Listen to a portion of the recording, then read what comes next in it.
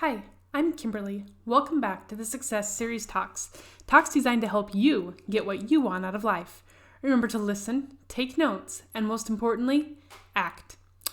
When I was going to college, I had a day that didn't start off too well. First of all, it started with a really bad hair day, and as a result of having issues while getting ready, I left a little later than normal. Being the very time-conscious person that I am, this increased my stress levels. So I ran out the door and got all the way to campus and realized I didn't have my essay that was due for that class I was headed to. Weighing my options, I decided I better go back because it was better to be late with the paper than to show up on time without it. I took off running and got back to my apartment. Mind you, we were having negative 20-degree temperatures that week, so going back really wasn't very exciting, but I did it. I grabbed my paper and started running back to class. As I was running across the apartment parking lot, I slipped on some ice and fell hard. I hurt my knees, hand, and elbow, and a couple of those were bleeding. To say that I was mad and discouraged was an understatement. I took off walking this time with a little bit of a limp, and all the way there, it took about 15 to 20 minutes to walk. I was stewing over every little thing that happened and trying to blink back the tears that were threatening to fall, knowing I still had to go to class. I was almost to the building going over in my mind why this was such a horrible day, when suddenly I realized it was only 8:15 in the morning and I had already written the whole day off as a bad day.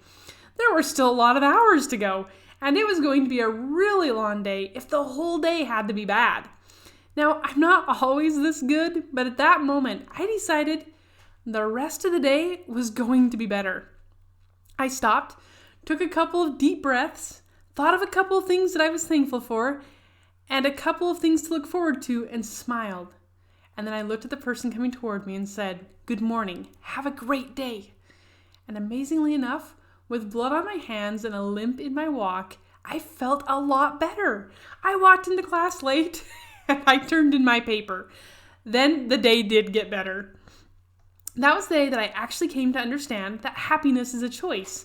Happiness is an inside feeling that is not dependent on outside factors, though outside factors may make it easier to make the choice. Like all choices in life, those circumstances do sometimes make those choices easier. It is not dependent on an outside thing to enable you to actually make them. If I had kept looking for reasons to be mad, then my mind would have kept coming up with more reasons to have a bad day and to be upset at other things, and possibly even helped create some of those bad things throughout the rest of the day. It is a fact that we tend to get what we focus on. If I had chosen, I could have kept finding bad things all day. I still had to walk in negative 20-degree weather. The campus was on a hill, and several times that day I had to walk uphill to get to various classes, and some of my classes were on opposite sides of campus, leaving me with a long walk. I don't remember a lot of other things about that day, but I am sure there are other things that happened that were not perfect. But because I had made a choice to be happy, my mind no longer was looking for reasons to validate my bad day. Instead, I began to notice all the good things that happened, or all the small blessings that I had. Now, some people are better at looking on the bright side of things than others. We call those who generally look on the bright side optimists, and those who struggle more with that as pessimists. If you tend to be a pessimist and think there is no hope for you, don't be discouraged. Did you know that optimism can be learned to a certain extent? A good book for that is called Learned Optimism by Martin Seligman. But it is more difficult for some than others, like I said, but that book can help you to get a pretty good start on it.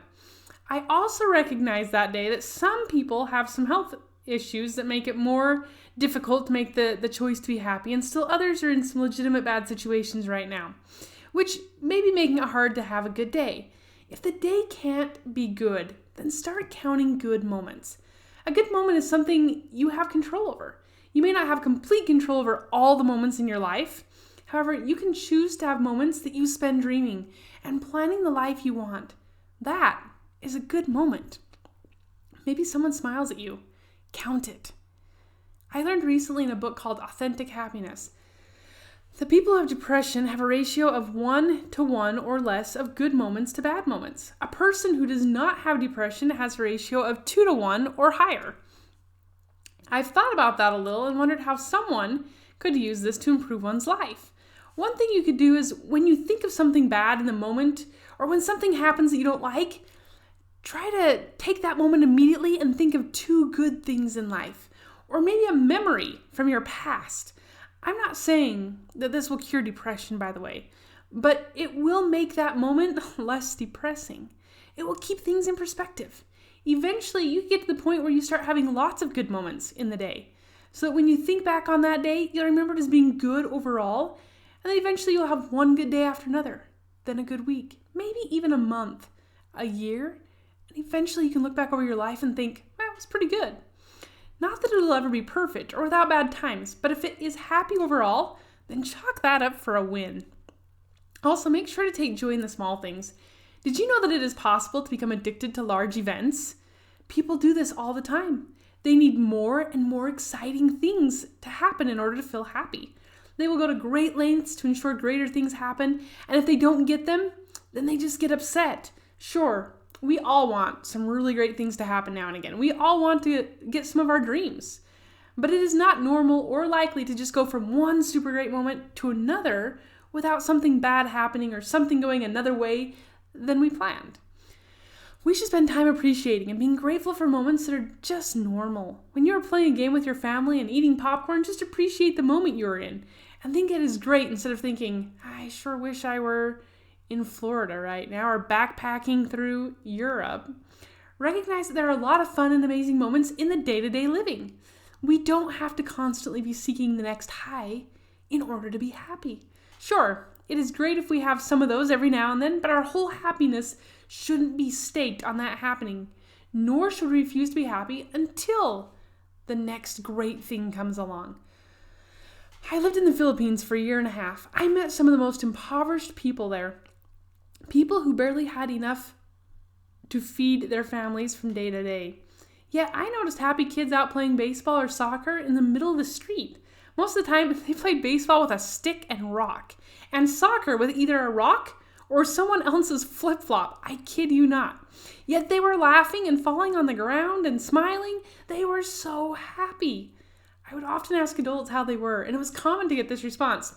We are poor in money, but we are rich in family. And they would smile a huge grin. Sometimes it was a toothless grin. It became a smile that I grew to love. I started to wonder what made them so happy. It wasn't just a show.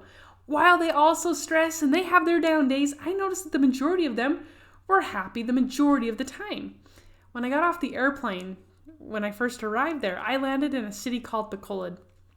And the first thing I saw was a huge sign saying, "Welcome to Bacolod, City of Smiles." I didn't know it at that moment, but that sign was true. I think part of the reason so many were happy was because they took joy in the small moments. They didn't get a lot of large moments. And so they didn't get in that habit of waiting for the next big thing to make them happy. They were recalling something like 30 good moments for every bad one, instead of the other way around. They also spent time doing things they liked. They played and spent time with their families. Most of them couldn't afford to do anything else, so they made a choice and took advantage of what they could control. A great religious leader, Russell Nelson, says, "The joy we feel has little to do with the circumstances of our lives and everything to do with the focus of our lives." What do you focus on? Do you focus on the blessings you have and choose to be grateful, or do you choose to focus on what you lack in your life? We live in a period of time where it is easy to compare our lives to other people's lives, which can be both good and bad. We now have access to see what life is like for people in underdeveloped and developing countries. And it isn't hard to see that most of us have it easier than other people. However, due to the internet and especially social media, we now see all the fun things, everything everyone else is doing, and all the things they're buying around us. Our focus is being determined for us. Seldom do our friends post pictures of their horrible days. Occasionally, you get that friend who is super negative and only posts those things, but usually our friends are talking about the vacation they went on, or tell about the new car they just bought, or show pictures of their awesome house.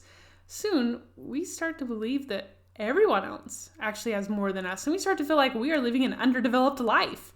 The interesting thing is that seldom is the person who posts about their vacation the same one who posts about the new house. Usually one friend posts the car and another one about the new job. However, we forget that everyone else's life isn't necessarily better than ours. We forget that we too recently got a raise because it doesn't seem as good compared to all of the other things that we think are happening in all of our friends' lives. The interesting thing about this is that the person who posted about the car is then looking at the people posting vacations and wishing they could go. Instead, they are depressed because they don't have the time or money to do that because they have to work harder now to afford their house.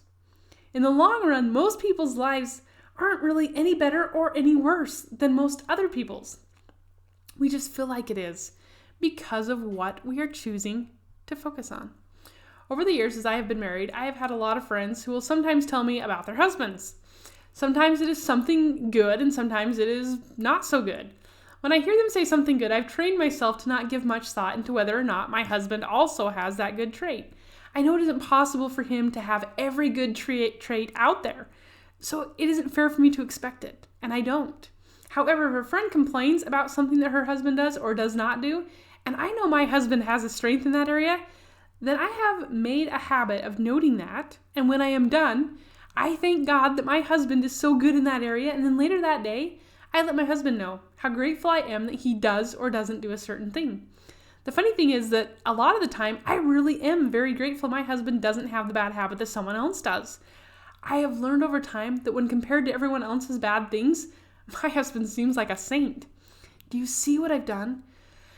I don't focus on all the things I lack in my marriage, and instead, I focus on all the things other marriages lack, which makes me more grateful and happy for mine. It's the same way with the situations we don't have that we wish we had. If we focus on the fact that someone else has more of that problem, like they're poor in that other country, then it helps us to be grateful for what we do have.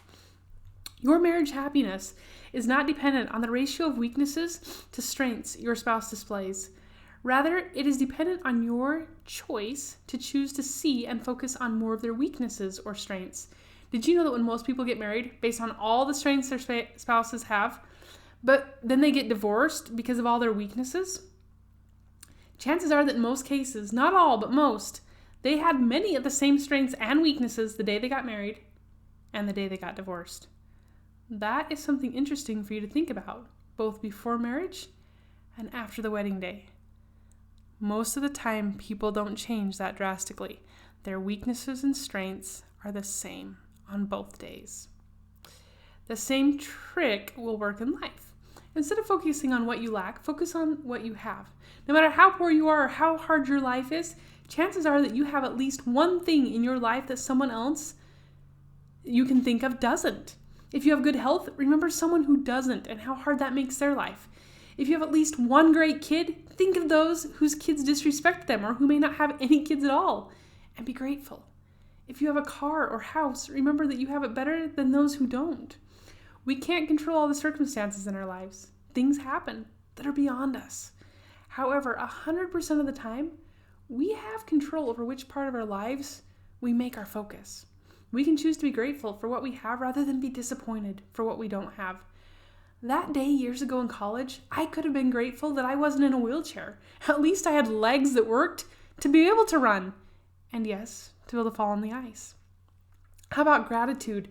That I had hair to do it all. I know women that due to treatments or diseases are bald. There are so many things that were so good in my life, even on what seemed like a bad morning, even in the middle of those bad situations at that exact moment.